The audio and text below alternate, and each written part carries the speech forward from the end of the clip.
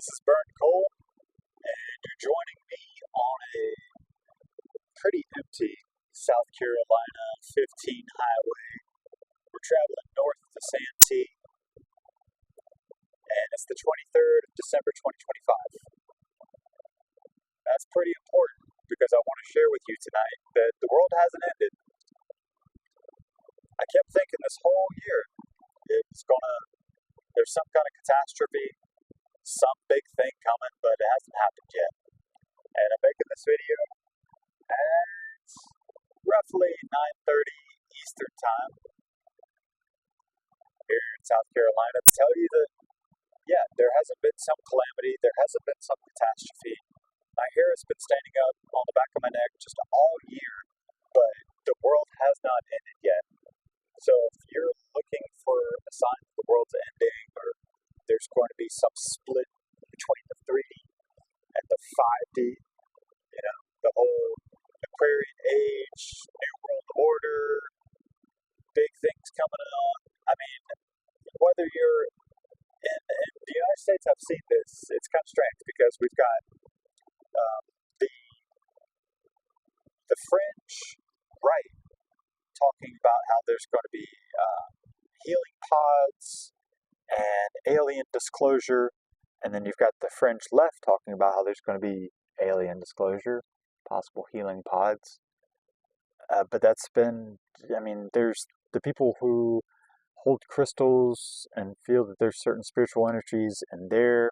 There's people on, I don't know whatever side you believe they're on, but they say that there's a spiritual war going on right now, and that Satan's trying to take over the United States, and it's very Christian, Western, Abrahamic religion focused type stuff. And it's also an odd time because there's been a white bison born in South Dakota this year, and that's a Lakota symbol for the end of the world. Or at least a new beginning, a new age is coming. The Hopi Native peoples have predictions that are kind of similar to what's going on.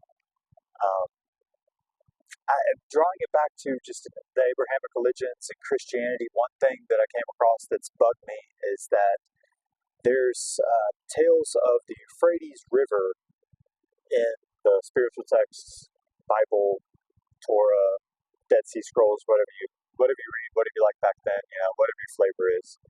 But the Euphrates River is supposed to have fallen angels that are locked up at the bottom of it.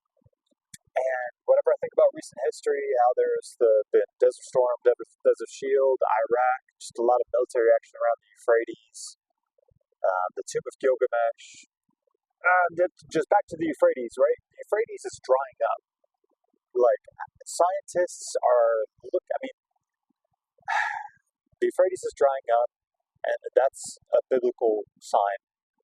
But again, the world hasn't ended. I've just been waiting this whole year for the world to end, and all it's done has created just apocalypse in my own world. Really. As a person, I've lost my wife, I've lost my home, I've lost just all sense of who I thought my loved ones were, who I am. It's been a personal apocalypse, yeah. But there hasn't been some kind of tsunami. There hasn't been some cataclysmic earthquake that separated California from the world, from the United States. I was about to say the world, right? But we can't lose California. California's too important. It's just so much this year, but it isn't over yet. Part of me wants the world to end. Part of me's been trying to manifest that. Just saying, fuck this economic system. Fuck this way that we all have to live.